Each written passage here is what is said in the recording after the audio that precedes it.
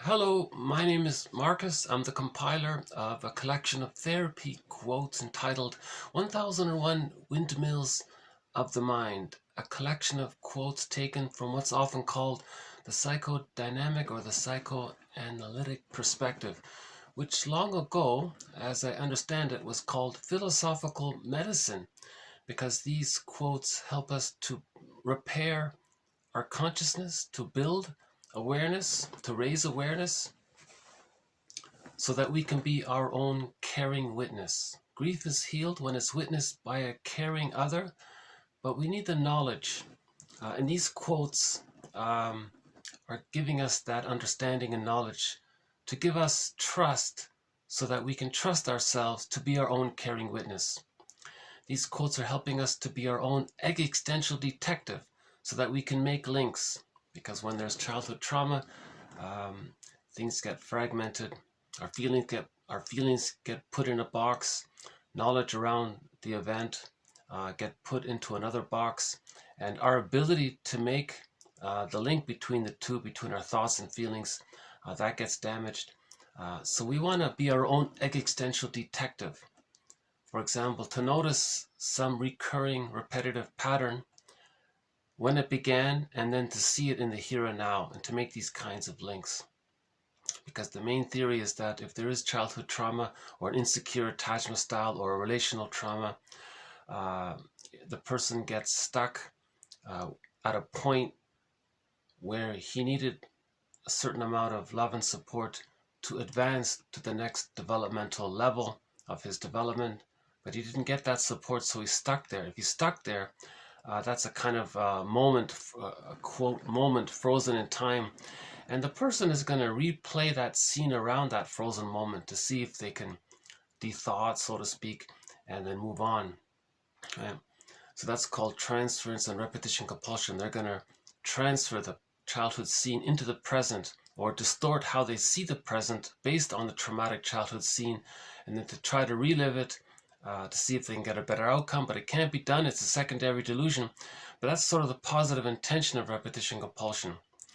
In effect, awareness of our repetitive behavior, awareness of how we're like Sisyphus, okay, so that image of Sisyphus, seeing how we're like Sisyphus, just like in the Odyssey, Odysseus saw Sisyphus in the underworld. When Odysseus looked into Sisyphus's face, he saw that it was his face. So that's a metaphor for each person when they recognize how they're repeating something over and over again. Recognition of that, it's like a mirror for the person to see that they have some kind of, that they're stuck somewhere. When they're stuck, they're repeating it over and over again. The positive intention of repeating something, it's to create a mirror for the person to see that they're stuck. If they see that they're stuck, okay, then now they have purpose. Now they can look at how and where and why, and forgive the parents and what did they need, mourn the losses, and go on this so-called second journey. Chinen calls it the second journey. I'm not using that phrase hero's journey anymore. I think it's confusing. So the second journey is sort of that midlife audit, right? From 40 to 60. It can happen at any age, really, but on average, it's between 40 and 60 people go on this second journey where they unpick the threads of a traumatic script and use those threads to weave a new, healthier script, right? These quotes are helping us to be our own metaphorical fisher person, because in myths and fairy tales, the ocean is a symbol of the unconscious. And when the fisher person brings up something from the ocean, brings up a fish, the metaphor is that's a symbol of how in the second journey we may discover something about ourselves that we didn't know about. Something that's in the unconscious, something that we're not aware of, but which is a part of us. And then we become aware of it. The metaphor is, it's like bringing up a fish from the ocean. So we're discovering something that we didn't know about ourselves from the unconscious. Right? So these quotes, we now have over 1,800 quotes in this collection, comprising approximately 30 threads or themes or topics within the psychoanalytic perspective. And every major defense mechanism is sort of a thread on its own. So projection, for example, is the means of bringing repressed material to consciousness.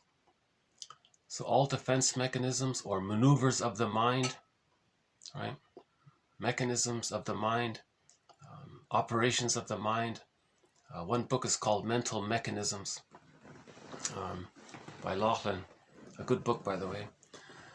So if the child feels anxiety, he does some maneuver of the mind to not be aware of the anxiety because it's too painful. So one maneuver of the mind might be projection. He is not aware of the pain or the anxiety. He's not aware of his beliefs around his experience.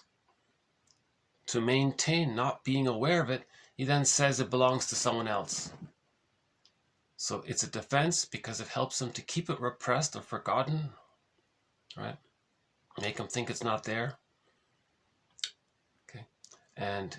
But it's there, but he doesn't want his attention to be inward. He wants his attention outward. So that same thing that belongs to him, he says it belongs outward. That gets his attention outward. So that's called projection. So it's a defense because it helped him to, it gave him what's called the primary gain of not being aware of the pain. It's outward. Now Laughlin calls this a mirror defense because at the same time it's protecting him from the anxiety, it's creating this mirror. Again, the psyche is always trying to heal the person. There's this constant innate drive for healing. So he's creating this mirror. So when he has strong opinions about other people, that's like a mirror for him to see what's within that he's not aware of. Now these judgments or strong opinions can be negative or positive. Okay? So his golden traits that he's afraid to admit, he may over-idealize other people, say how amazing they are. Okay? That's because it's too painful for the projector, for the person saying that, the projector, to admit that he has those positive golden traits. Okay? Because when that person was a baby, he was born with a true self, right? With a golden ball. Every baby is born with a golden ball, their true potentialities. If the mother's misattuned or using the bottle in the schedule, she's on the phone too long, she's distracted, unavailable, or she's got a chip on her shoulder, she's whatever, for whatever reason, for whatever it is, the child doesn't get the love and support and acceptance for him to accept his golden ball. It gets squelched. So the child associates his own positive traits with rejection and pain. So he's afraid of his own positive traits, but it's repressed. Then he might see someone else who demonstrates some aspect of his potential that was lost. And to keep it lost, to keep it so that he's not aware of his own positive traits, he just constantly idealizes the other person. Right? So that's called projection. It's called the golden projection. Right? And he may constantly do that until he realizes that's a mirror for him to see that he has that potential. Now he asks himself, why is he afraid of his own positive traits? So we have a thread in this collection called the Jocasta style of mothering. And actually, in this batch of quotes, we have 2 quotes coming up on the Jocasta style of mothering. So again, we're trying to understand, we're trying to heal, so we have to understand. Understanding and forgiveness are the same thing. There's no blaming here. We're trying to understand.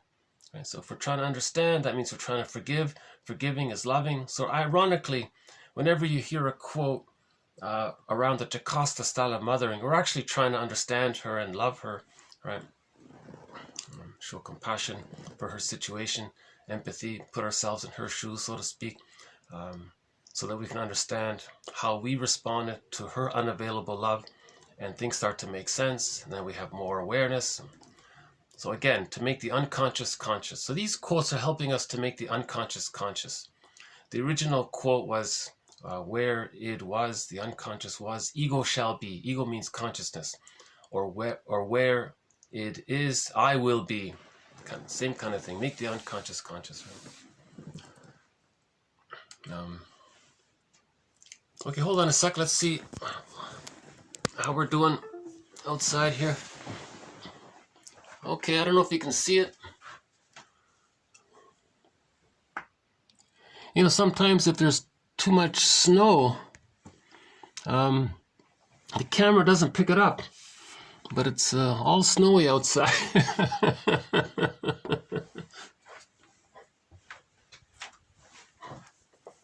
I still haven't figured out this camera if there's with the lighting, but it's all snow outside. Okay, I need to plug this back in. I'm having some battery and tech issues and storage issues. I need a new phone, right? Okay, so I'm learning, I'm learning as I progress with this collection of quotes. So in this batch of quotes, we'll do 2 quotes on the Jocasta style of mothering. We'll do one on the body bears the burden one, the symptoms one. We'll do a quote on the psychology of religion. Okay, that's one of our threads. That's sort of we have a thread called the psychology of prejudice, but there's a sub-thread to that main thread on the psychology of religion, because the psychology of religion actually, ironically, promotes prejudice. And we have a whole thread around that. So we'll add one quote to that sub-thread. We'll add a quote to Chinnon's Middle Tales. Okay. So one on reaction formation, one on the schizoid pattern. We'll add one to the narcissist character. We'll add one on humor. That's sort of an undeveloped thread, the psychology of humor. So we'll add one there. And we'll finish up with another song by Gabrielle. In the last video, I played a song by the pop singer Gabrielle. So we'll add one more of her songs at the end there. A pretty good one as well, actually. And one quote by Karen Horney as well. So some good quotes in here. So I guess we'll just begin then. Okay, so the first one here, TQ 1878, or therapy quote 1878. The neurotic symptom, okay, whatever symptom we have in our behavior, in our body, or whatever is dysfunctional about us, the neurotic symptom is a kind of disguised form of expressing the unconscious wish, but blended with those defenses against the unconscious wish, which then, in their combination, form the symptom. Again, the neurotic symptom, so let's say emotional eating, right? You're not physically hungry, but you're eating all of these cookies. Well, that's dysfunctional. It's not healthy. So let's try that one.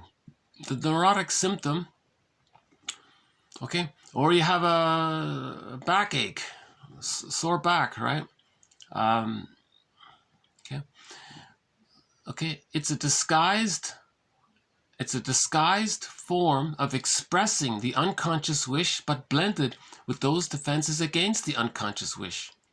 Okay, now in their combination, you get the symptom. Okay, so the symptom is a compromise between your wish and your own inner critic, reminding you of what happened the last time you had that wish when you were a child. So the memory is the superego telling you, no, you can't have that wish. Remember what happened in childhood? You still have the wish, but the memory says no. So what does the person do? It creates a compromise. The compromise is the symptom, whatever form that takes. Hundreds of different forms it can take. Right? So that's the idea around a symptom. Right? Be it in the personality, be it a character trait, or the person's just completely unaware of it, so-called egosyntonic. Could be, again, the body bears the burden with it. Repetitive behavior, self-defeating behavior. These are all neurotic symptoms, right? So they express the wish that the person had as a child. Right? At the same time, there's this inner memory of what happened the last time he had that wish as a child. So there's the inner critic saying, no, look at the memory. You don't have the support for that. Look what happened last time. So the blending of the wish and the fear around it, the defense against it because of the fear. Okay, when there's fear, there's anxiety, there's a defense, a maneuver of the mind. So that combination of the wish and the fear, what does the person do? So there's a kind of compromise. The person, so with emotional eating, the person wants nurturance, but the last time, that's basic trust, but the last time he had that need, it didn't get met. So what does he do? He binge eats. He tricks his brain by eating lots of sugar, and then the mammalian part of the brain interprets all of that sugar as safety, and that tricks the brain to send the person serotonin. Then he feels safe. So he feels safe, he feels calmer, but it's a trick. So it's a compromise. He still needs he needs to mourn the loss of not getting the genuine affection that he needed as a child. He can't do it; it's too painful. Okay, so he binge eats to get serotonin. That's sort of a compromise. So that's not a bad quote. Actually, this is only the second quote so far from Erich Fromm. He's a major writer, but I don't have, this is only my second quote of his. So there may be further quotes from him in the future. I somehow felt repelled by his writings in the beginning. It's too heavy, it's too filled with vague jargon. I felt, and then I just came across the other day a short interview with him. Somebody did an interview with him, and I thought, oh, he's not so bad after all. Well, maybe I could look into it. So there may be more quotes from Fromm. So here's that interview where this quote is taken from. Okay, so there was a radio program called Man is Not a Thing. So somebody interviewed Erich Fromm, I guess back in the 60s here. So here's that clip just mentioned. Because he may be aware of certain things and quite honest if he says these are my motivations, and yet a great deal of what motivates him he is not aware of. And sincerity in this third dimension then means that I'm not only acting according to what I know, but acting according to what I don't know. And the method of Freud was exactly to find out that area which I don't know. Then it's your feeling that one of his main discoveries was the discovery of the unconscious. In what area was this discovery made? Well, the area was given by Freud's profession, namely the area of psychiatry and psychotherapy. He discovered first the unconscious in the neurotic symptom. He saw, and with him his teacher Breuer, that many neurotic symptoms were caused by motives in the person of which the person was not aware. And that unconsciously, in the neurotic symptom, the person is acting out a desire or a craving which consciously he is not aware of. So that the neurotic symptom is a kind of disguised form of expressing the unconscious wish, but blended with those defenses against the unconscious wish, which then, in their combination, form the symptom. That was the first field. And the Again. So that the neurotic symptom is a kind of disguised form of expressing the unconscious wish, but blended with those defenses against the unconscious wish, which then, in their combination, form the symptom. Okay, again. That was the first field. So that the neurotic symptom is a kind of disguised form of expressing the unconscious wish, but blended with those defenses against the unconscious wish, which then, in their combination, form the symptom. One more time. Disguised form of expressing the unconscious symptom is a kind of disguised desire or a craving which consciously he is not aware of. So that the neurotic symptom is a kind of disguised form of expressing the unconscious wish, but blended with those defenses against the unconscious wish, which then in their combination form the symptom, which consciously he is not aware of. So that the neurotic symptom is a kind of disguised form of expressing the unconscious wish, but blended with those defenses against the unconscious wish, which then in their combination form the symptom. So a key concept, I think it's harmless to repeat it a few times. So there's the wish, there's the fear because of the memory, and then there's a compromise. This compromise, sometimes called conversion. So this inner conflict is converted into a symptom. So this is the mysterious leap between mind and body. All right, so he's describing that. So that's not a bad little quote there. So it's this little interview here that makes me think maybe we should have some more of his quotes. I'm not interested in his sort of social philosophy too much. I don't. This collection of quotes is not about that too much. This is about the psychoanalytic perspective for personal healing. So man's main task is to give psychological birth to himself if he didn't get it naturally by the age of 3. So that's the main focus. Right? Now there is a sub-thread in that thread on the psychology of prejudice. There are a few sub-threads related to the psychology of prejudice. But that's not the core of it's not a main thread. Okay, so we'll do another quote here. TQ 1879. Okay, the client's personal history. The aim of therapy is to restore his history to himself with the goal of helping him emerge as the subject and the agent of his own history. So we all have a childhood history, but it's forgotten.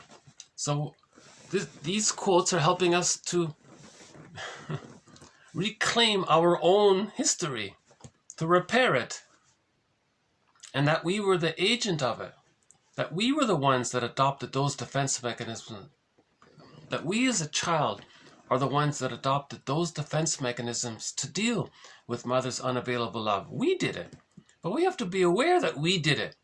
So this is the idea that we are the agent of our lives, right? That we did it. So we managed this. So when we were children, so babies are little geniuses. They figure out these ways to survive. For example, if the mother's so frightening, how does the baby feed?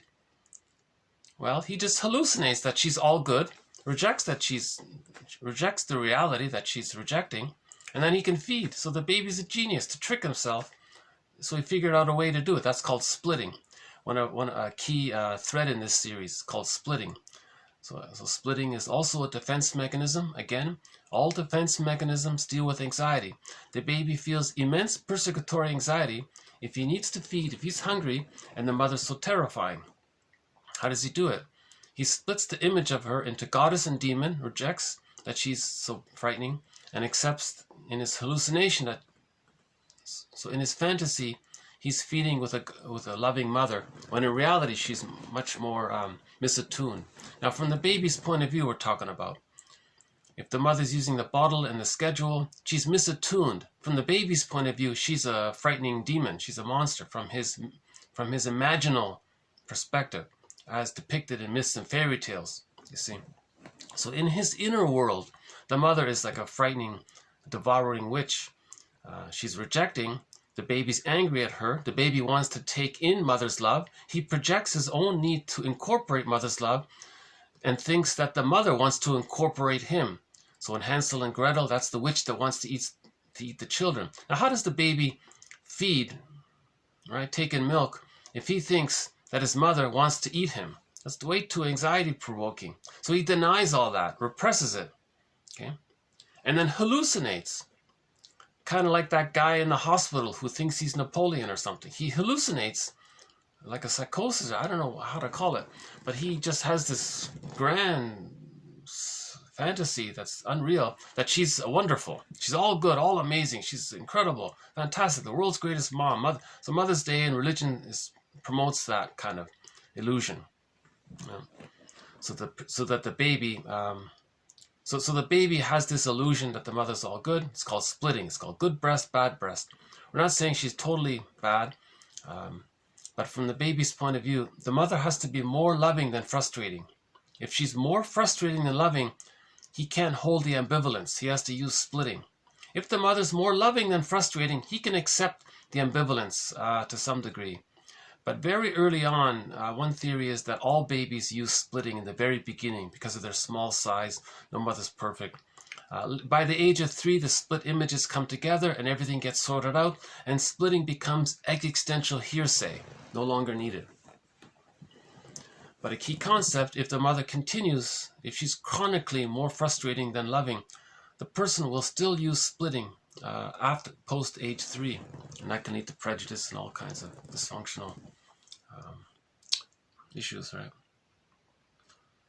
So why would the mother be more frustrating than loving? Isn't it the mother's natural innate instinct to provide unconditional love to her baby? What can go wrong? Why would a mother have complications around holding her baby and welcoming the baby and accepting her?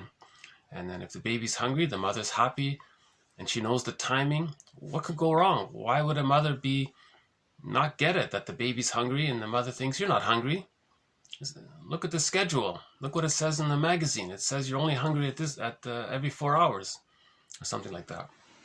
So why would the mother betray her own baby so much? Why would that take place? So if the mother does betray the baby, then she's meeting her needs.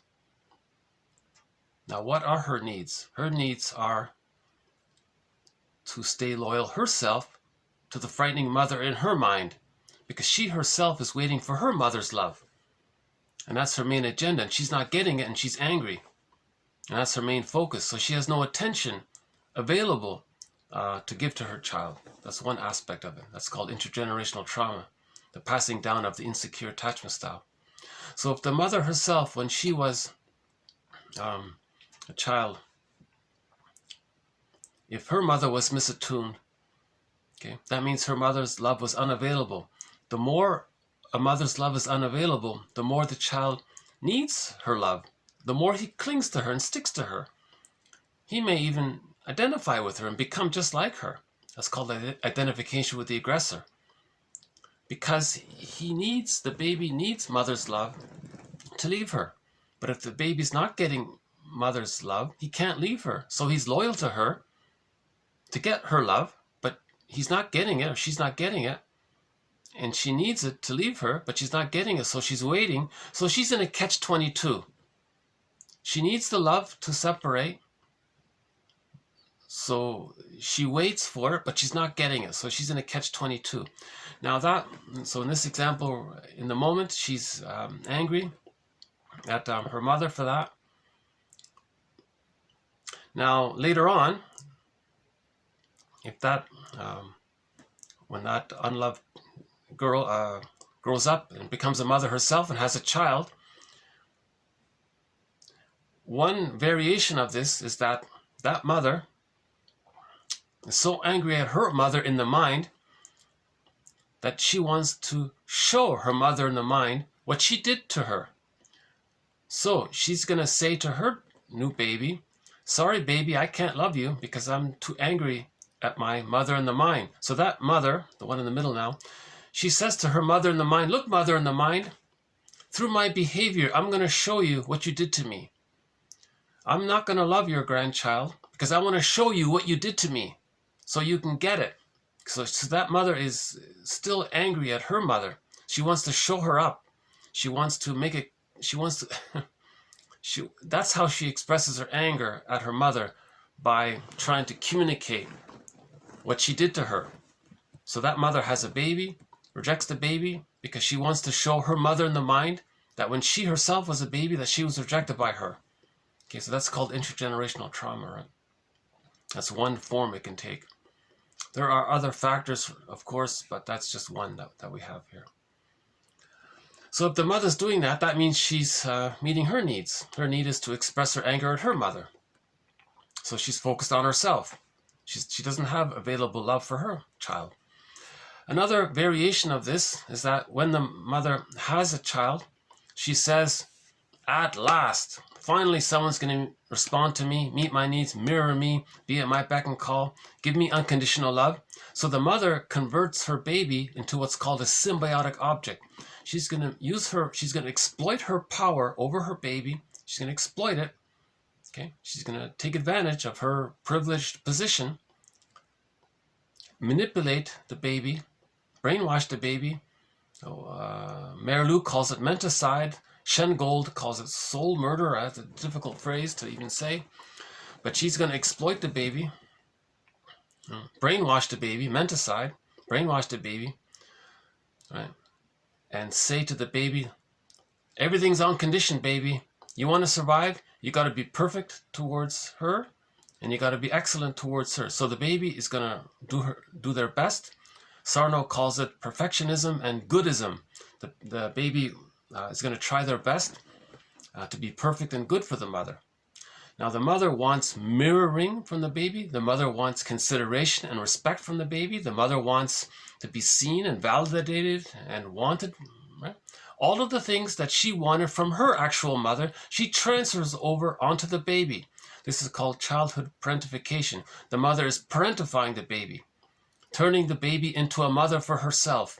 Okay, this is called turning the baby into a self object. The mother's not using herself as a self object or a symbiotic object for her baby. She's turning the baby into a self object or a symbiotic object or for a surrogate for her. Okay, now this activity is called the Jocasta style of mothering. Right? So the self-help slogan is, mothers are there to meet the needs of the baby, not the other way around. If it is the other way around, that's called the Jocasta style of mothering. So another factor involved in all this is that when the baby's born, if the baby's not handed to the mother right away at the moment of birth, barring some exceptions, special exceptions, barring emergency, if the mother is taken away from the baby and then handed back to her a few minutes later, the mother might just reject the baby viscerally. Then she's not going to have the attunement that way. So psychologically, she won't be attuned to her child and it won't meet the child's needs. But physiologically, from a hormonal point of view, she doesn't have the hormonal capacity to be attuned to the baby if the baby's removed. So the theory is at the moment of birth, so we're talking about a third factor here. So this third factor is more about the physiological side, as I understand it by Kennel from his book Mother-Infant Bonding, 1976 by John Kennel. And there's a co-author there. They say that in that book that when the baby's born, the moment the baby's born, it's very sensitive that time. The mother produces lots of hormones to help the baby to fuse with her, because the baby still needs to think that he's in the womb. So this womb life continues post-delivery. The womb life for the babe, from the baby's point of view, continues for the first 5 months, because humans come out too early. They need an extended womb. So all of these hormones that the mother produces helps the baby to fuse with the mother. That means the baby is able to use the mother as a symbiotic object for the baby. The baby in the womb was in a state of symbiosis in his environment, in this external environment. It's called a social symbiosis. Now, at the same time, the mother's producing all of these hormones to help the baby be in a symbiotic, to help the baby use the mother as a symbiotic object for them. These hormones help the mother herself get in touch with her libidinal, her maternal libidinal availability, her motherliness, her maternal instinct kicks in for her at that time. You see, so she needs the fusion to help her to be a mother. You see, if the baby's removed for too long, that's lost. That's a birth trauma. You see, so then the child is not getting their needs met from that. So there are a variety of ways where a mother might be using the Jocasta style of mothering, either from her chip on her shoulder with her mother, or using the child to get her needs met, or from the physiological point of view. So let's just say that those three are three examples or three aspects or facets of the Jocasta style of mothering. Now this next quote here discusses it. So let's move on to TQ 1880. Okay.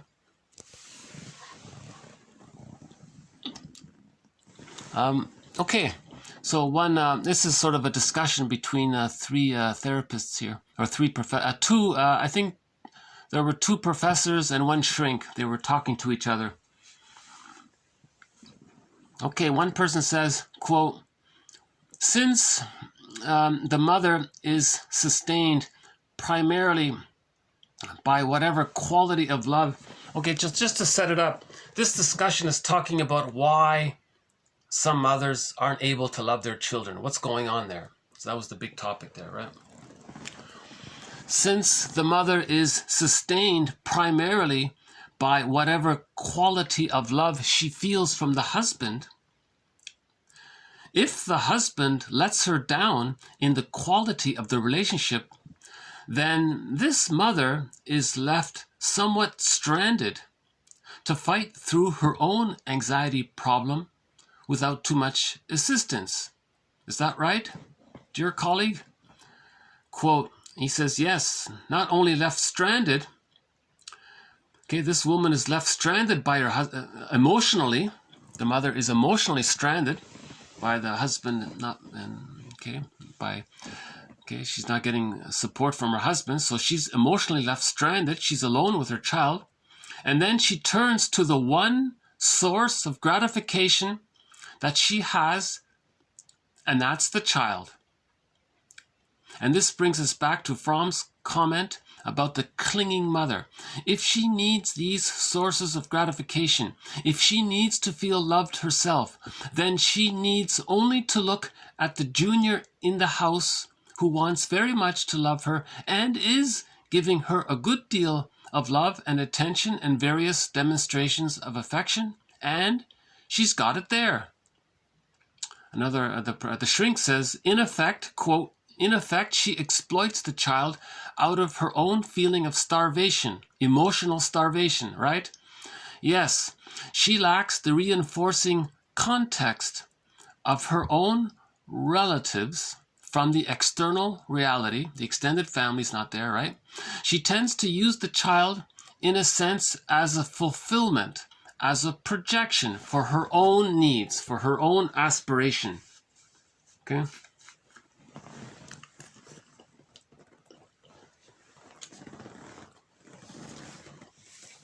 So there's a quote in the core collection that's similar to this.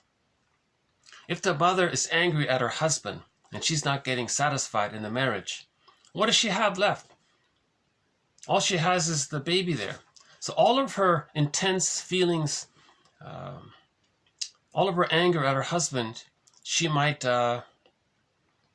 direct at the baby, right, in some way, or expect too much from the baby. That means the baby's own legitimate needs are being squelched. Right? And then all he has left is, so when the baby's true self gets squelched, all he has left is the grandiose part self.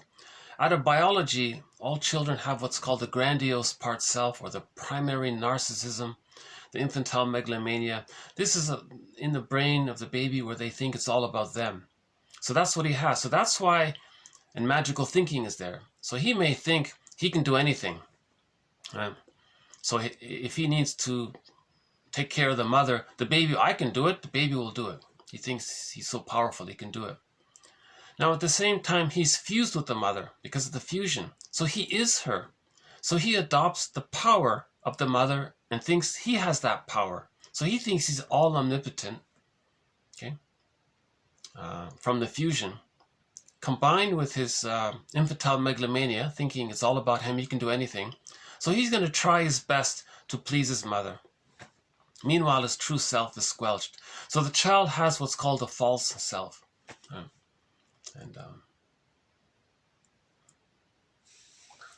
So the child's a genius to develop the false self to function with his mother so that he can relate to her. So this is also from, so I'll play the audio clip of that one. Okay, so this is from the same, sort of audio program. There was an audio program called, with Eric Fromm, called Man Is Not a Thing. And there are about 5 or 6 clips from it on here. So I'll play that clip that I just read here. Okay. That since the mother is sustained primarily by whatever quality of love she feels from the husband, if the husband lets her down in the quality of the relationship, then this American mother is left somewhat stranded to fight through her own anxiety problem without too much assistance. Is that right, Ed? Left stranded and then turns to the one source of gratification that she has, and that's the child. Unfortunately. And this brings us back to Fromm's comments about the clinging mother, the momism that we've talked about in regard to the American mother. If she needs these sources of gratification, if she needs to feel loved herself, then she needs only to look at Junior in the house, who wants very much to love her and is giving her a good deal of love and attention and various demonstrations of affection, and she's got it there. In effect, she exploits the child out of her own feeling of starvation, doesn't she? Yes. Because she lacks the reinforcing context of her own relatives from the extended family, she tends to use the child, in a sense, as a fulfillment, as a projection. And also, an aspiration. I think, Dean Nisbet, you could comment also. Again? That's just a part of it, right? So we'll just... First mother has to face is this extended anxiety that she experiences. Then I sensed in your comments also a recognition of what is all too often the fact, probably, that since the mother is sustained primarily by whatever quality of love she feels from the husband, if the husband lets her down in the quality of the relationship, then this American mother is left somewhat stranded to fight through her own anxiety problem without too much assistance. Is that right, Ed? Left stranded and then turns to the one source of gratification that she has, and that's the child. Unfortunately. And this brings us back to Fromm's comments about the clinging mother, the momism that we've talked about in regard to the American mother. If she needs these sources of gratification, if she needs to feel loved herself, then she needs only to look at Junior in the house, who wants very much to love her and is giving her a good deal of love and attention and various demonstrations of affection, and she's got it there. In effect, she exploits the child out of her own feeling of starvation, doesn't she? Yes. Because she lacks the reinforcing context of her own relatives from the extended family, she tends to use the child, in a sense, as a fulfillment, as a projection. And also, an aspiration. I think... Okay. I must confess, it was refreshing to find some professors talk openly about this. So they're talking about understanding why, never mind the nationality, they focused on North America because the extended family is, the families are smaller. They made at one point, when there's a large family, the mother has support from her sisters and her brothers and her uncles and the grandparents, and so she has a lot of love around her in the environment. So she's satisfied in her family environment. So when she has a baby, she has the love to offer the baby. But if she's frustrated individually herself in an unhappy marriage, she can't help. She can't help it. She might take out her frustration, and the child will pick up if she's unhappy. Anyways, because of the fusion, right? So if the mother's unhappy, the child will pick some of that up. Okay, so that adds to our thread on the Jocasta style of mothering. So then, what do? We recognize that the mother was stuck in her existential dilemma. She was caught in her repetition compulsion. If the mother has a trauma herself, she's caught there. Yeah. Now, the way to forgive her is to realize that if she did have a happy childhood, she would have loved the child. obviously. That would have been the natural thing. Had she received a happy childhood herself, she would have offered the love. And despite the fact that she may not have had a happy childhood, she still managed to offer some supportive elements in her raising. Even if it's just cooking the meals or something. If there's something, you got to start somewhere. So the goal is to have an honest, realistic appraisal of the relationship the person that they had with the mother. This over-idealization that she's the world's greatest this and that, that's a reaction formation. That's a defensive mechanism against the reality that she was more frustrating and the person doesn't admit it. And it never got resolved, and that's why it's still being reinforced. And Mother's Day and Father's Day, ironically, unintentionally perhaps, still reinforces it. That's why it's been proposed that on Mother's Day and Father's Day, that's the day, that's their day. That's when they write letters to their adult children over the age of 35. Anybody with adult children over the age of 35, on Mother's Day and Father's Day, those are the days when they write letters to their adult children saying everything about the first 3 years of the child's life, including if there was prenatal distress syndrome, about the delivery, the birth trauma, about the separation with the feeding situation, the weaning, the first 3 years, as much detail. The truth will upset you free, right? So a person reading this letter may be angry and shocked and surprised, but they'll have this huge aha moment. They'll go, oh, now things start to make sense. And they'll appreciate the courage of their parents for doing that. That's a huge generative activity for their parents to write letters. So on Mother's Day and Father's Day, those are their days, meaning their response. That's something they have to do. They write letters to their adult children explaining the pregnancy, the delivery, was there birth trauma, were there procedures, what was the feeding like, was there a schedule and a bottle, or was it natural? Everything you can. Were there shocks in the environment? Was the mother and father happy, or like what took place during the first 3 years, as much as they can. That would do a lot of healing. That would do immense healing. The way it is now, on Mother's Day and Father's Day, people are sending flowers to their parents. You're reinforcing the lie in a way. Right? We can celebrate our parents on their birthdays. We have that already. Right? Just a suggestion, something to think about, something to explore. We'll follow up on that idea later. Okay, we'll do one more from this this series here. So this audio program, I plucked out 3 quotes from it. So we'll do the third of 3 here. Okay, next one here. Okay, this is from a professor. Believe it or not, this is actually from a professor of world religions. He says, religion caters to man's fantasy tendencies, his childish wish fulfillment themes, a kind of one long, drawn-out use of aspirin. Now, even doctors today recognize that there are times when aspirin should be prescribed. Okay.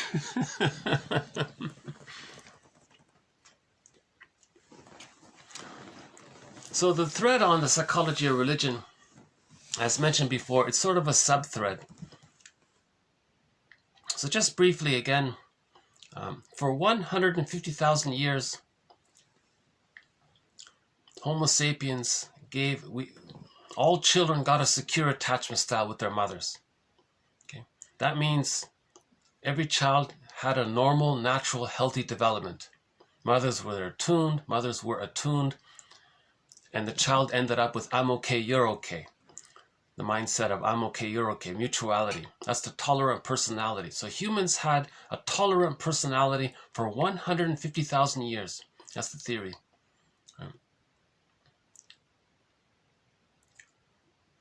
And then about 10,000 years ago, by chance or whatever, we discovered farming.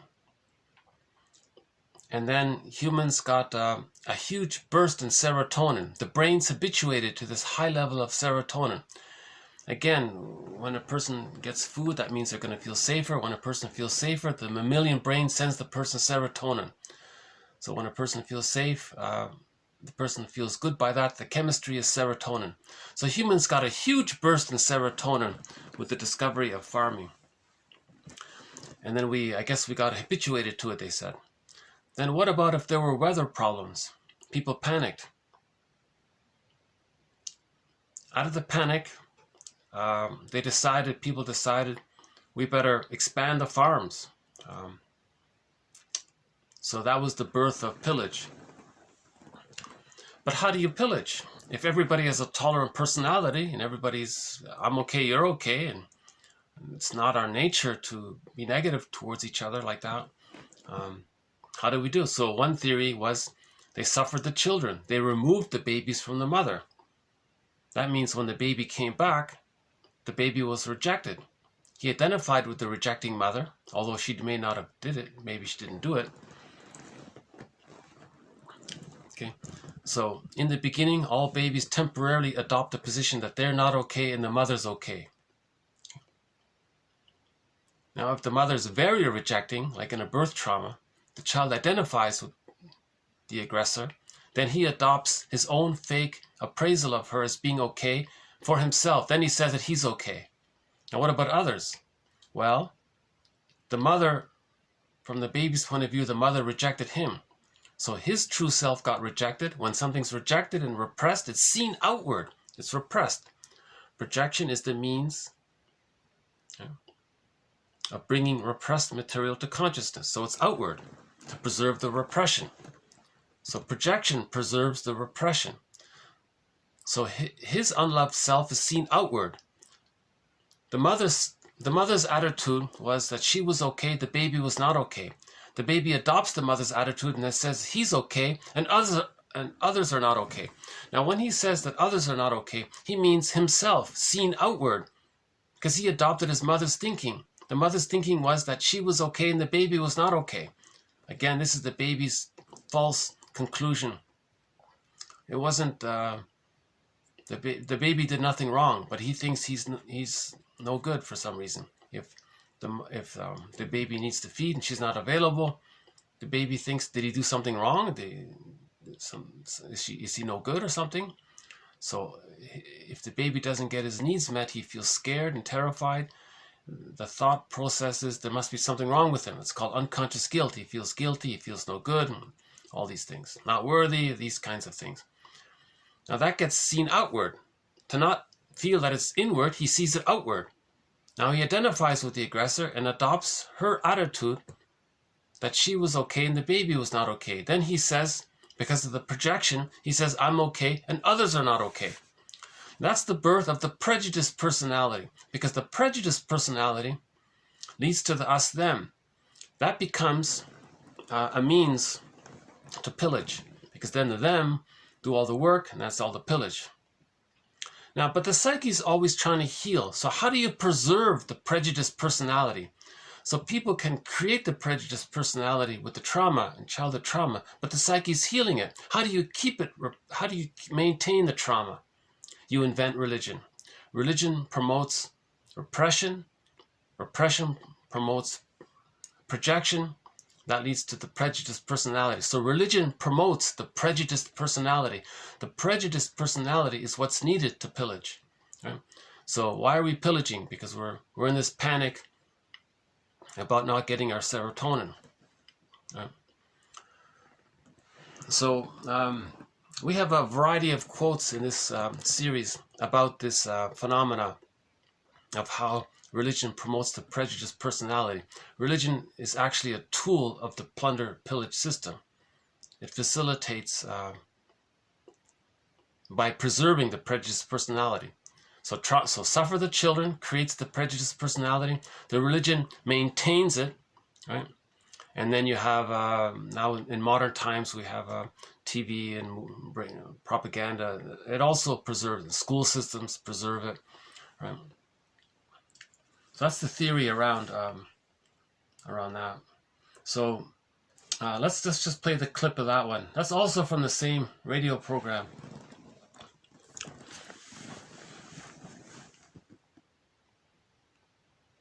Is that it caters to man's fantasy tendencies, his childish wish fulfillment themes. In other words, religion as he saw it was just a kind of one long drawn-out use of aspirin. Now even doctors today recognize that there are times when aspirin should be prescribed. Is that it caters to man's fantasy tendencies, his childish wish fulfillment themes. In other words, religion as he saw it was just a kind of one long drawn-out use of aspirin. Now even doctors today recognize that there are times when aspirin should be prescribed. But what it does is really to take away the pain or remove the symptoms without getting at the underlying causes. Okay. So the fantasy is the pain of the prejudiced personality. That's not natural. That's an aberration. Someone thinking I'm okay, you're not okay, that's pain. Because the you're not okay is themselves. They just attribute it outwardly, but they're talking about themselves. So they're really saying I'm not okay, mother's not okay, and I'm not okay. So there's pain there. So religion offers the fantasy.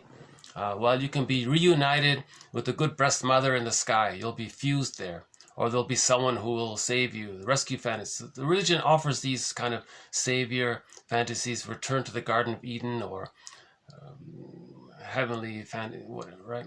Often it's a fantasy to be reunited with the breast, right? The safe time, the fusion, the symbiosis. Because the symbiosis was broken. When the baby was removed from the mother, the symbiosis was broken. In other words, that's a birth trauma. The symbiosis was broken. The baby had symbiosis in the womb. The baby needs the symbiosis to continue for the first 5 months after birth. It's called social symbiosis, but the symbiosis is the commonality. There's symbiosis proper in the womb, and in the extended womb, in the psychological egg, another womb, the symbiosis continues. It's just that it's more social because the mother's active and she's got to be more active. The mother met the baby's symbiotic needs involuntarily through her body, but after birth, she's got to hold the baby in her arms and be present for the baby and accept the baby and have that connection with the baby, where the baby feels safe, that he's still in the womb. Now, the birth trauma breaks that. So the birth trauma breaks that. The child either doesn't enter into the extended womb, he doesn't get the social symbiosis, or one version is that maybe he enters into the symbiosis, but it's very negative and painful and he can't get out. Either way, the child feels unloved, no good. He identifies with the aggressor and then says others are no good. You see, that's the prejudiced personality. So that was created to facilitate the pillage. Because in order to facilitate the pillage, you need a pool of poorly paid workers. Now, how are you going to do that? That's an awful thing to do to another person. Well, if the person has the psychology of they're okay and others are not okay, I guess that facilitates that.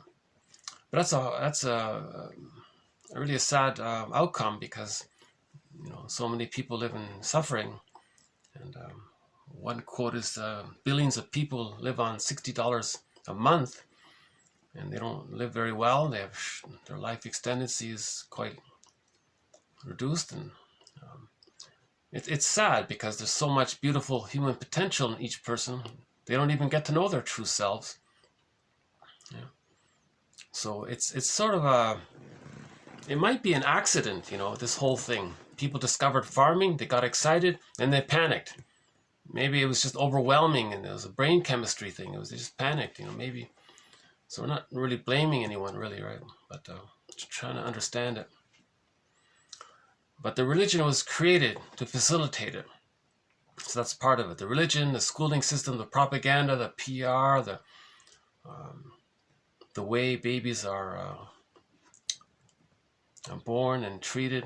All of these things are are part of it, apparently.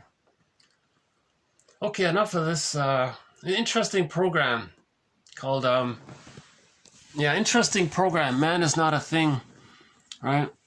This is on religion here.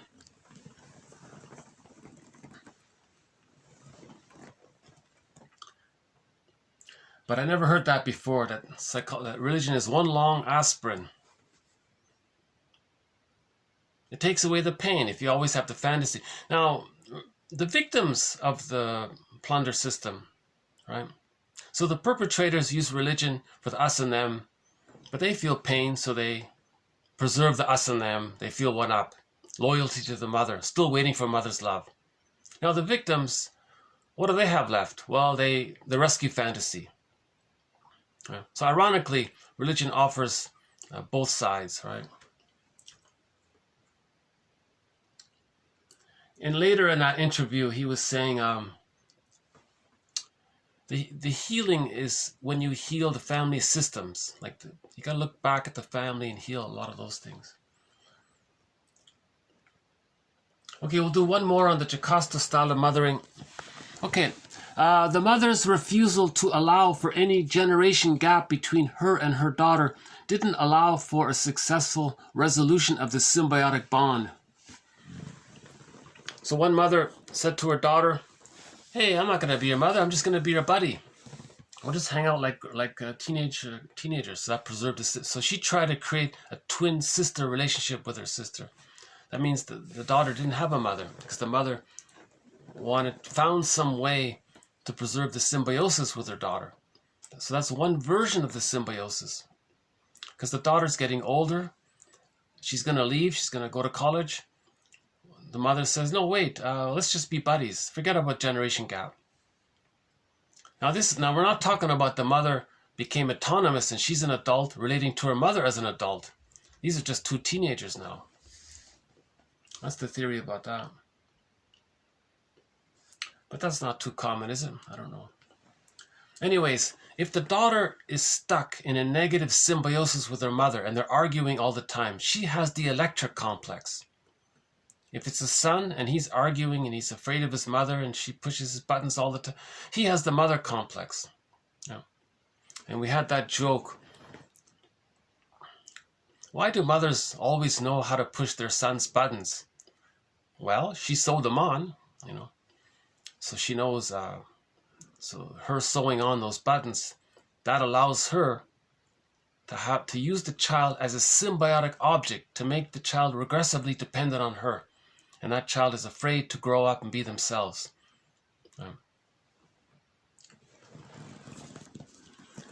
Okay, so we gotta understand and forgive our parents. One way to do this is through fairy tales. Her task, as the tale soon makes clear, is to rescue herself. That lesson can be a hard one for women raised on romantic stories.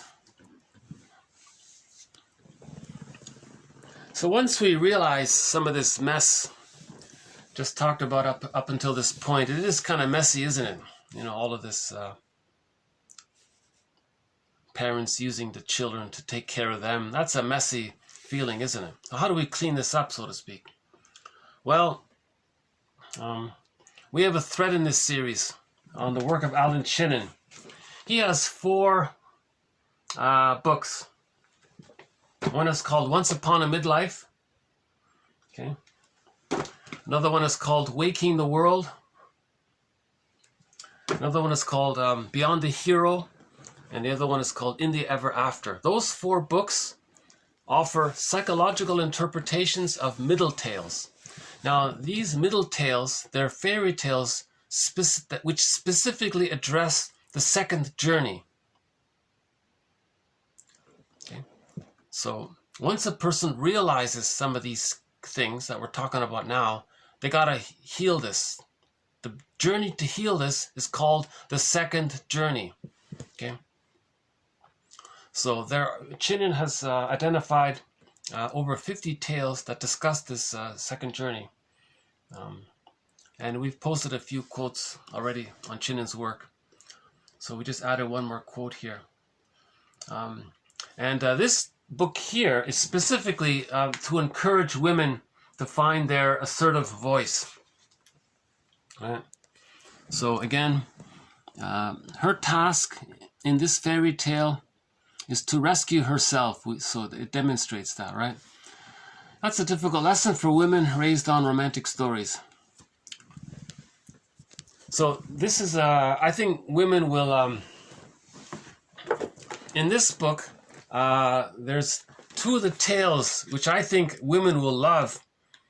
One is called, what is it?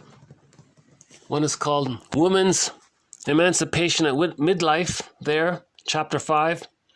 Okay, the tale is called The Wife Who Became King.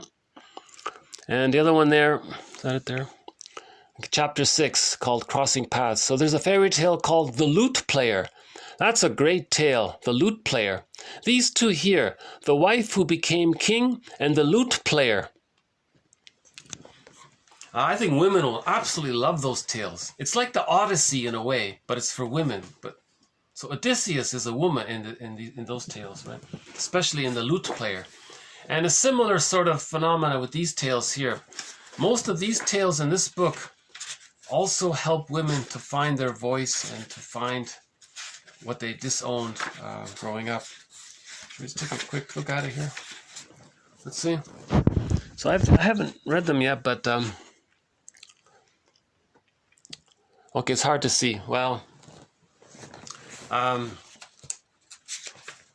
I noticed Chinin himself in discussing these tales. He's feeling a little animated himself in his discussion.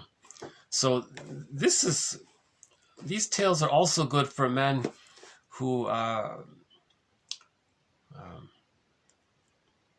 looking for their voice as well.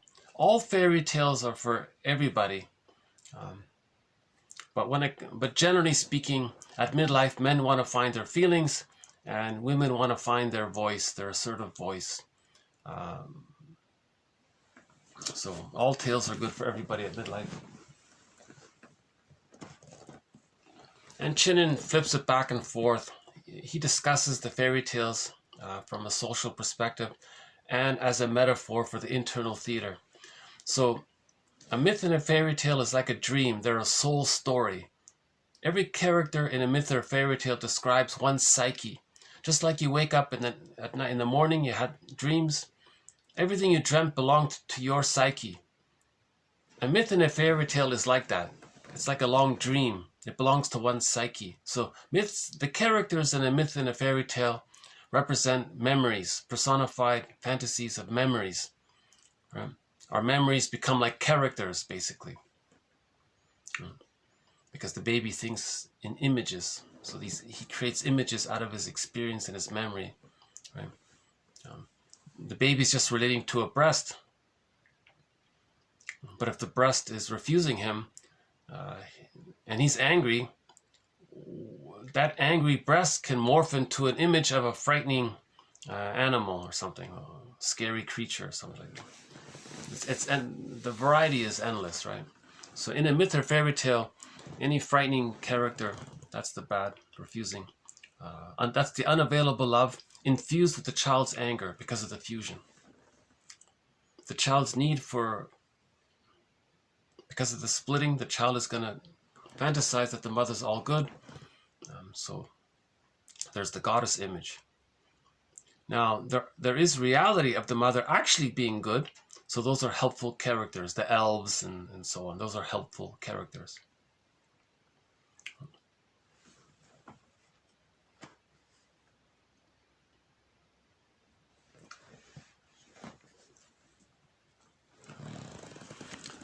Okay, hopefully by the end of this video, I'll try to lighten things up here. This video so far does feel a kind of, I must confess, I think the reason I have always avoided Fromm's books, because when I first read it, I think I felt a little sad reading his books, and I've always avoided him. So when I just discovered him, I have mixed feelings about him because I liked his quote there, so I've added it. But at the same time, I'm reminded of some of his difficult topics. he does too much. He tries to discuss grand things. It's a little overwhelming. So I feel like I'm not personally ready to, entertain his grand philosophies. So maybe I'm a little reminded of his. He had a difficult childhood himself, and but I'm going to read. I just discovered that he has a book on religion. It's called Psychoanalysis and Religion. So I'll read that one and hopefully post some quotes from it in a future video. But most of this other stuff I'm not going to bother with, I don't think. When Fromm talks about psychoanalysis, I'll read it. When he talks about these other things, I'm going to put that aside. Okay, next one here, reaction formation. Reaction formation refers to an attitude or a character trait that responds to an unconscious wish or desire by evoking the opposite of such a desire.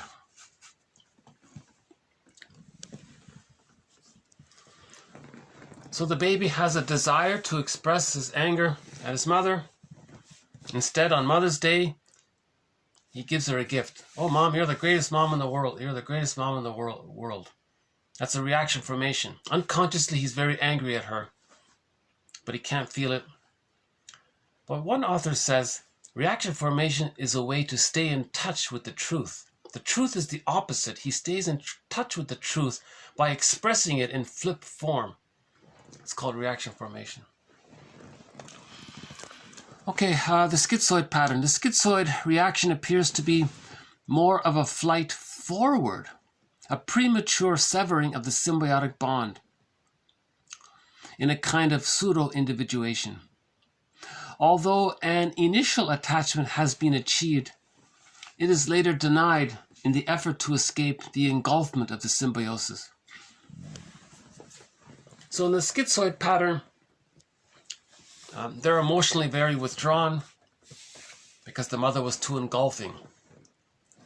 This quote says that they had a symbiosis with the mother, but they managed to escape, but it was a premature ejection out of the symbiotic egg. So so he doesn't want to enter into he doesn't want to finish off his needs of getting, because if the mother's too engulfing, they might be trapped. That's the narcissistic pattern. If he managed to escape, this theory is that's the schizoid pattern. So he might be withdrawn. On the Enneagram, this is the link between the 5 and the 8, the unhealthy 5 and the unhealthy 8. Often when a person doesn't get their symbiotic needs met, or when they're ejected out of it, the extroverted version is the bully pattern, the hostile provocative attachment style, trying to get someone else to force them to fuse with them because they're still trying to get their symbiotic needs met, but it can't be done. In the schizoid version, that's the introverted, withdrawn version of that. So the unhealthy 5 and the unhealthy 8, they're linked on the Enneagram. There's a line there. There's a direct line between the 5 and the 8 on the unhealthy, on the Enneagram. So it's interesting about that. So the unhealthy 5, they often make friends with people who are the unhealthy 8s. They get along very well, actually. So Iago, the guy, people like Iago, people who are, well, that's one version of the unhealthy 5 is the Iago one. But let's just say in general, general unhealthy 5s, they covertly like the behavior of bullies. They wish they could be a bully, but they can't. So in other words, these are afraid bullies. Like, these are bullies, but they're afraid to be a bully, so they're just withdrawn in it. That's one version of the schizoid pattern. I think the Enneagram's good for this. If you read the unhealthy 5 and the unhealthy 8 and you see that there's a line there, I think they describe this quote here.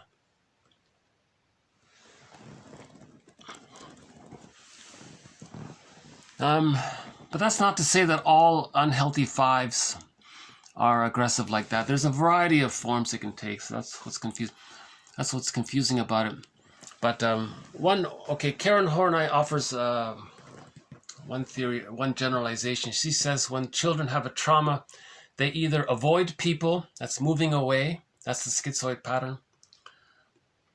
If they still have hope, they cling towards others, that's moving towards people. Or they adopt the extroverted version of that moving away one, which is the moving against one. So moving towards, that's the healthiest, and then of the three unhealthy, moving towards is the most hopeful. That's the clinger, moving towards people. That's the codependent, the pleaser. Moving away and then moving against, they're sort of variations of the same thing. But those are the three patterns, she says, of the insecure attachment style. To compensate for feelings of weakness, inadequacy, and low self-esteem with an insecure attachment style, many clients develop an idealized image of themselves that they seek to actualize by embarking on a search for glory. The idealized image generates a pride system, which consists of neurotic pride, neurotic claims, and a variety of shoulds, all of which deny the unconscious guilt against which they are intended to be a defense.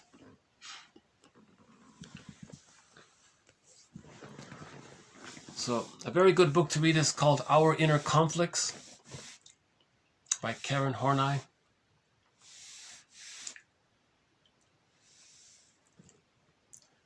So, the symbiosis that the baby needs, if he doesn't get the symbiosis, that can lead to the bully pattern or the moving against pattern, the hostile provocative attachment style. They want to get someone else to be their surrogate mother, to fuse with them. So they want to find a lackey, they'll frighten them, and that person's afraid to leave them because they're a bully. So that person is being used as the mother to be there for them, to meet their symbiotic needs. Now the lackey can't do it. But think back, the baby would rather have a negative relationship with the mother than no relationship with the mother.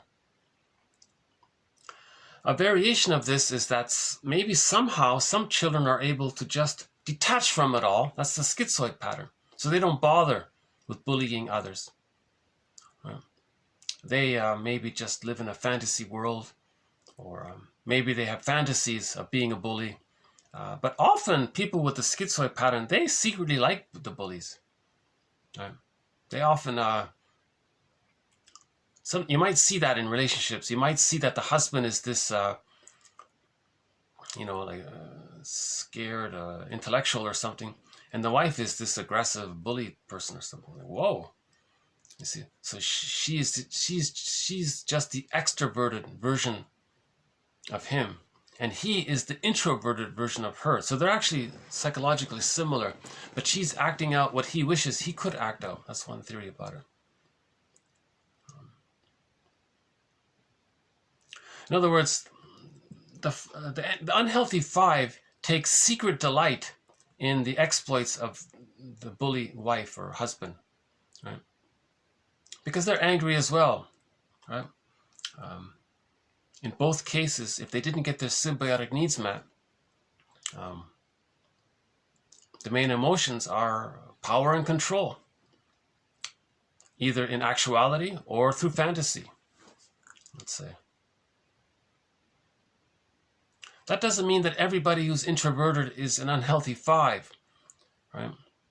That's why you got to read the Enneagram. It's sort of a specific variation of the withdrawn pattern. That's a broad category, extroversion, introversion. It's too broad. But one sliver of the introversion is the unhealthy five that's moving away from people. And they're not intimate with others, right? They use others just like the bully uses others. A variation is some children are trapped in the negative symbiosis with the mother. That's the narcissistic pattern. The codependent pattern is a little better off. They still want the partner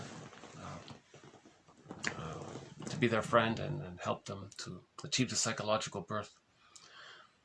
So we have a theory about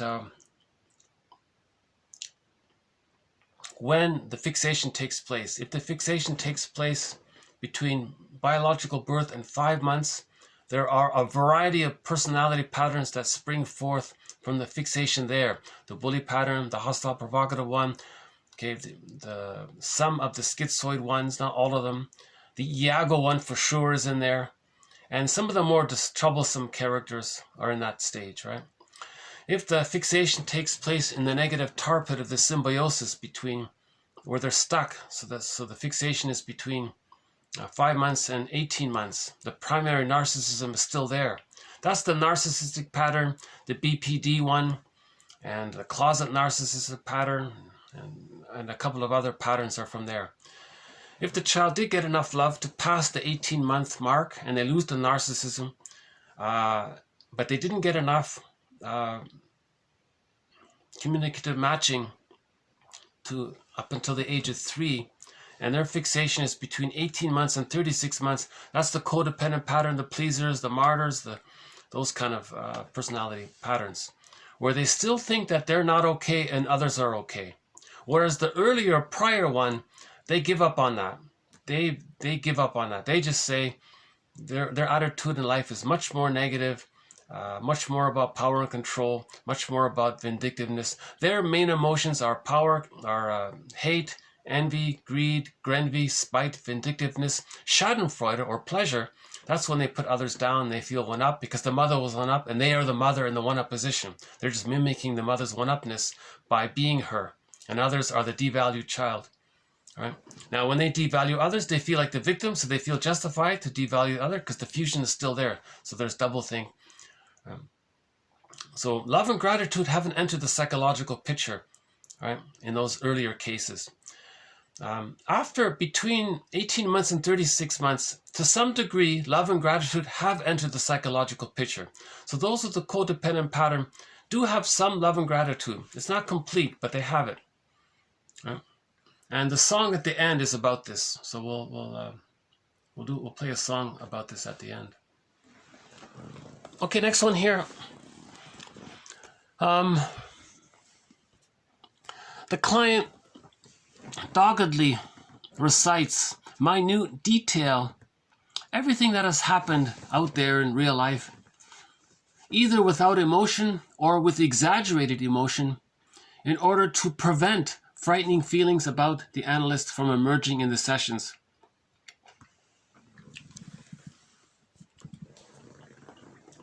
I thought I would include this quote. He's saying here,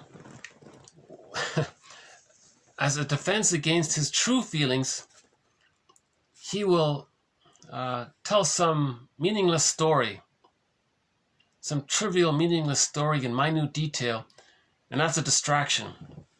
So that's his defense mechanism against wanting to feel what he's feeling in the moment. Thought I would include that one there. Well, here's the narcissist one. Okay, narcissist does not know who he is. He may think he knows who he is. Narcissist is in the search for glory, right? He thinks he's so great and all that. Narcissist does not know who he is. He lacks a sense of identity, okay, because he's the mother, right? He doesn't know who he is because he's the mother. So he turns outward to gain a reflection of himself in the fashion he cannot accomplish inwardly alone. Okay, so there's the unmet symbiotic needs met, right? So he's still looking for a positive mother. He's still in the fusion, right? The sense of identity requires the capacity to properly self-reflect. He can't self-reflect because the mother didn't reflect for him. The mother didn't see him. The mother didn't witness him. So he can't adopt that witnessing for himself. So he can't self-reflect because the mother didn't witness him. Okay, so he wasn't seen by the mother. So he was trapped in a negative union with the mother. So he's still looking for the witnessing. So that's one interpretation of that image of Narcissus. See if we have it. Yeah, so here it is here, right? So there's Narcissus there, right? Does it show up okay? So he's in the pool of, he's stuck there. He can't move. He's just sitting like that the whole time, staring at his reflection. Okay, so there's his reflection. Now what does he see? He is his mother. So that's his mother. But they're fused, they're one. He's fused with his mother, so he sees his mother. So he's still waiting for his mother to see him. So when he sees himself, he sees his mother because he is her, because of the fusion. You see, he never got seen or mirrored. See, it's like a mirror, right? He didn't get... The reflection in the pool of water is like a mirror. He wasn't mirrored by his mother. He's looking for mirroring from his mother. You see? So that's what he's looking for. So it's like he's saying to his mother, Mother, will you see me? Aren't you going to look at me? And he's stuck there, and the mother's not responding. So he's in a catch-22. Narcissus is in a catch-22. He's waiting to be seen, right? He can't self-reflect because he never got reflected by the mother. And he's the mother, and he sees himself, he sees his mother, and his mother's not reflecting him. And he's still looking for mother's reflection. You see? So it's about this symbiosis and this lack of mirroring and not being seen. This is the whole issue of Narcissus, right? And there's another... I noticed Michelangelo, the famous Michelangelo, has a picture of Narcissus. So there's Michael. I don't know if you can see it too well. That's sort of a famous painting there. But in Wikipedia, they say something about it as well. Okay, he gazes at his own distorted reflection. Right? It's not him. It's his mother. Right? That's why it's distorted. The painting conveys an air of brooding melancholy. Of course he's melancholy. Of course he's sad. No kidding. He didn't get mother's love, right? Of course he's sad. The figure of Narcissus is locked in a circle with his reflection, surrounded by darkness. Okay, darkness is around him, right? So that the only reality is inside this self-regarding loop. That's the only thing he sees. He doesn't see Echo. Remember the woman Echo, his soul? He doesn't listen to it.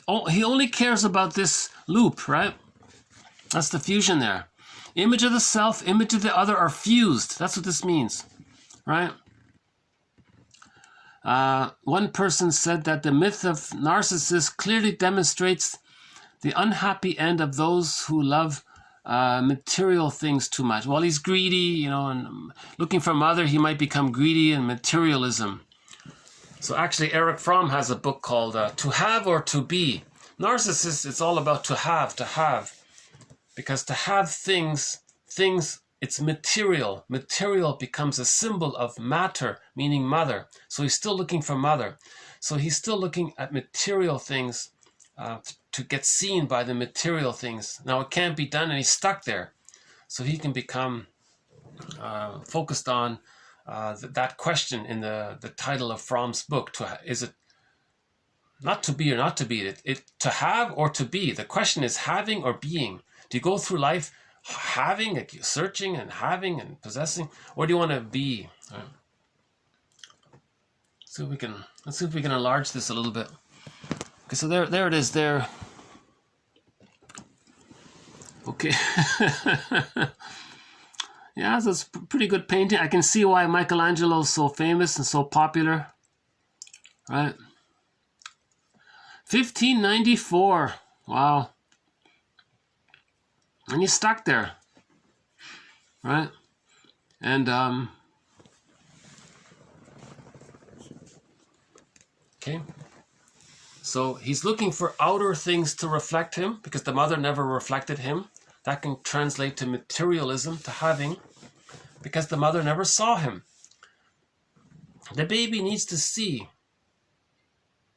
that when he or she looks into their mother's eyes, that what they're seeing is the mother's acceptance that the child is who they are. Oh, they can be. They can be. The mother accepts their beingness. The child needs to see that, to recognize that he has a being.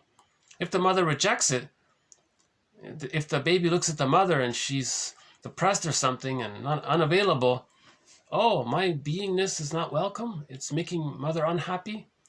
So he wasn't seen. Later on, that can lead to the issue of difficulty in self-reflection. Or it happens later in life. So to compensate, he'll look for symbolic mother. What's symbolic mother? Well, the word mother and material share the same Latin root word, mater. So M-A-T-E-R leads to material things, materialism, and mother comes from this word, and money. Money, material, mother are all synonymous in the unconscious symbolism. So that's why a person is focused, the person with the narcissistic pattern is so greedy. Anything that's symbolic of goodness, material or otherwise, they want it. They can't get it, they're triggered, so they're envious. That's the grenvy. Right? And it's insatiable. Right? Now, nothing in the present, no material thing that a person, no fancy car that a person buys can make up for that. Right? That was a one-time, childhood was a one-time deal. You can't still get those needs. It's over. It's past. It's finished. So you have to mourn the loss of it, not still try to get those needs. But that's what narcissism is about. He's still trying to get those needs. You see, he's still trying to get mother's witnessing love. You see, he's still trying to get it. He's stuck in the fusion there, right?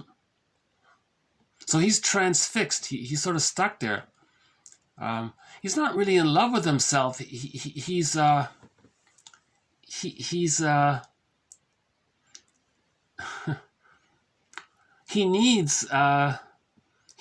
mother. So the translation of saying that he needs mother, and he thinks that maybe mother's there, that's when we say he loves himself. But narcissist doesn't have love yet. Love and gratitude haven't entered the psychological picture for narcissists. Okay, the narcissist, he can be the Don Juan or the Peer Gynt or the Peter Pan or the Playboy, the womanizer, right? They don't have mutuality there, right? It's all about them. So it's all about them. So everything in his world is all about him. Another way of saying it, right? And that's what Michelangelo's saying. Other things around him don't matter. That's why it's dark, he said, because it's all about him, right? Other things don't matter. It's interesting that the Wikipedia writer put that in there to emphasize that point, right? But one book about this it's not bad. It's this one here by Lowald, Narcissist. That's the flower, by the way. He got the name, this psychological motif, and this character that represents. So this is a symbol of the psychological motif of being unseen and unloved. It got its name. This symbol someone gave the name of this symbol of the motif after this flower, okay? Because this flower apparently gives people this illusions or something. It's an approximation around it. So narcissist is a constant illusion. They're living with the constant false self. They don't have the true self. The true self is squelched. They only have the false self. Again, the false self is taking refuge in the grandiose part self. Up until the age of 18 months, every baby has the grandiose part self, called infantile megalomania, primary narcissism. They think it's all about them. Everything there is to serve them, right? So everything is there to serve them, right? So this is his everything. Mother is everything. Everything is there to serve him. That's another way of saying it, right? He sees himself. That's his mother. Mother's there to serve him. That's his everything. So everything there is there to serve him. That's another way of looking at. That's another way of saying it.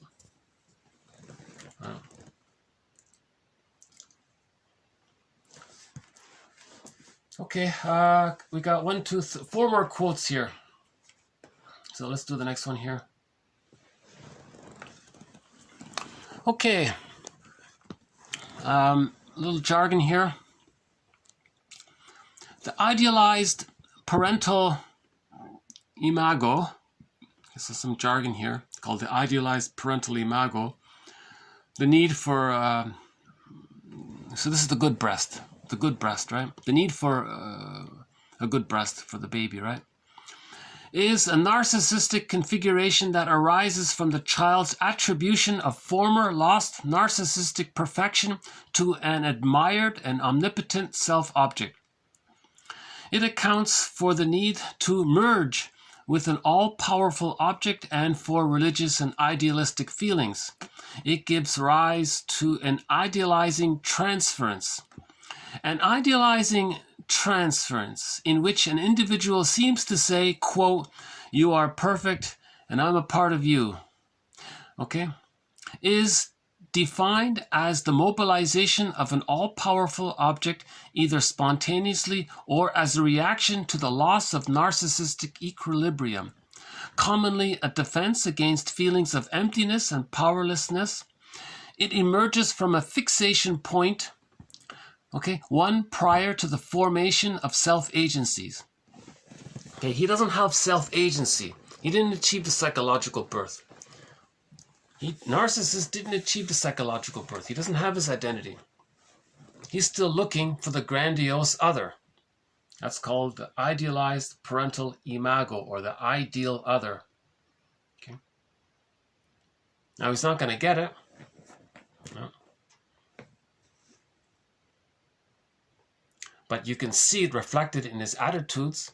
Things are amazing, or things are, so that's extreme greatness or extreme badness. He has these extreme opinions. Now he's never satisfied, so he's usually negative. That's why he's constantly with his negative humor, put down humor, shaming humor, right? He's putting everyone down with his bitter, sardonic humor because he's identified with the aggressor. The mother was in the one-up position. The mother exploited the child. The mother felt safer by it. She gets serotonin. He does what the mother did. He sees his unloved self onto others, devalues them, and then gets serotonin because that's how his mother got serotonin, and he's her. So the mother got serotonin by putting others down to make her feel safe. He gets schadenfreude, that's called schadenfreude, so he puts his negative cynicism onto others. He's happy if others are in the one down, if he sees others one down, that gives him serotonin. That's called schadenfreude. So his main pleasure is schadenfreude. Right? He doesn't have the self-agency for the genuine pleasure of the true self. He doesn't have the true self. See? So because he can't find the ideal image, right? The only concept of he can't find this.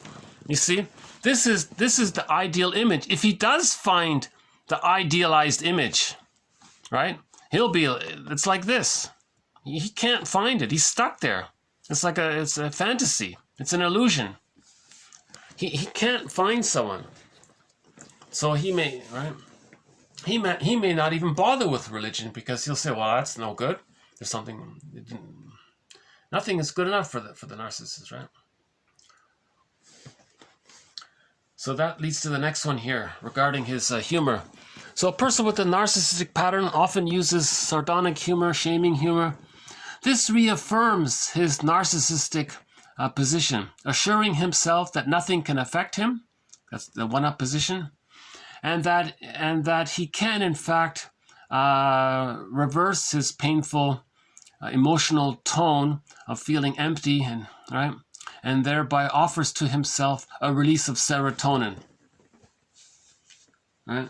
Just mentioned here. Okay, next one here.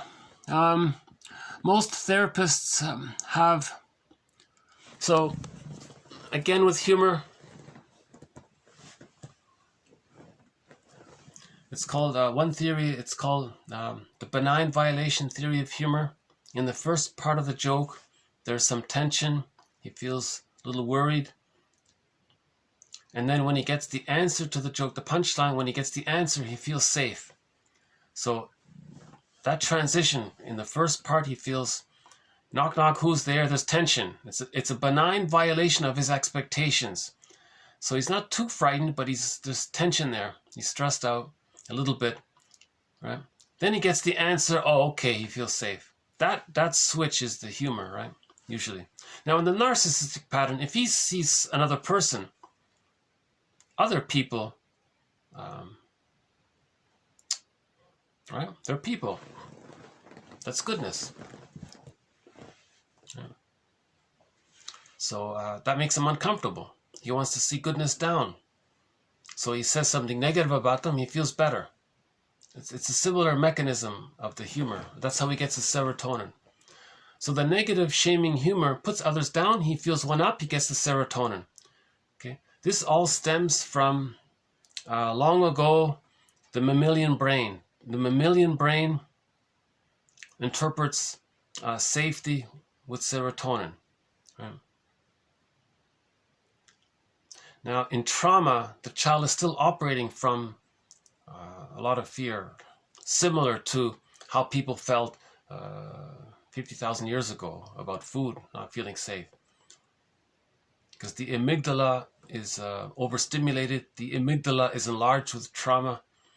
It's just, he's irritable, PTSD, you know. That's why we don't want birth trauma. We want the mother to meet the baby's symbiotic needs. We want the mother to meet the baby's mirroring needs. We want the mother to meet the baby's secure base and communicative matching needs. To get back to I'm okay, you're okay. Okay, to help get back to I'm okay, you're okay. Well, therapists, they need support. What do? Well, many therapists have some type of touchstone in their offices, linking them to stabilizing resources they carry inside. For example, Bastet, the protector goddess. She is a playful, affectionate, and fierce when need be. At times, I need to be visually called back to these qualities in myself. So I thought that was nice. One therapist was sharing her reason why she had a statue of this some ancient Egyptian cat goddess called Bastet. It's this powerful cat dressed in gold, and so she has a lot of positive qualities. So she has a statue of this a figurine of Bastet. So when she's in the therapy office, she's reminded, oh, that cat has a lot of strong qualities. Well, that's a projection. That's a golden projection for herself. She has some of these strong qualities. So I thought that was interesting. And I noticed myself unconsciously, I have myself a picture of this, the Canada Goose here, in the background.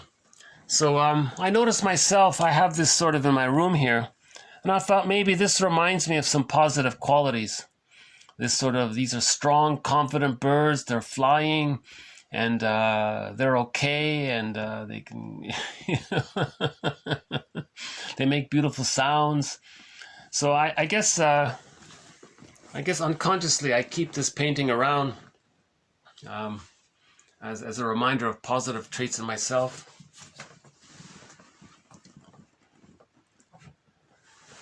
Yeah.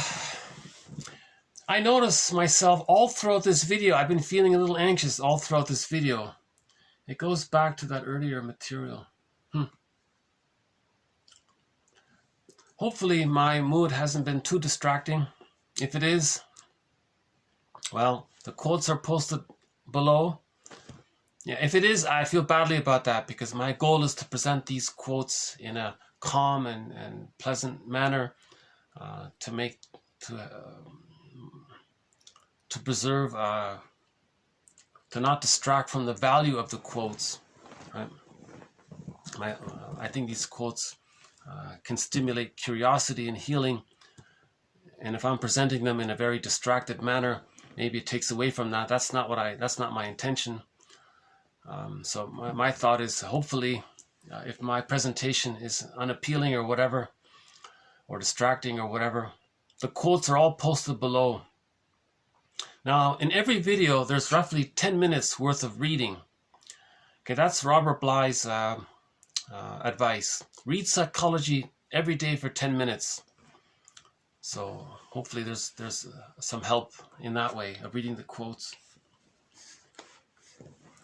Okay, so let's wrap it up here with the song. As mentioned at the beginning of the video, uh-oh, did my computer freeze here? Hold on a sec.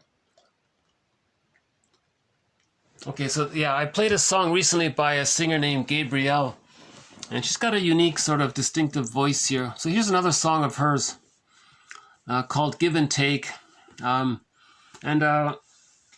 It's sort of a typical, this is a classic song about a woman with a codependent pattern waking up to the fact that her partner has the narcissistic pattern. This is very common. People with the narcissistic pattern devalue others because they want to show their mother in the mind that when they were a child, the mother devalued them. So people with the narcissistic pattern want to find another person to put down and to hate, even though the other person is caring and serving. The person with the narcissistic pattern will say, well, of course, everything's about them. Of course, that's natural for them, right? If everything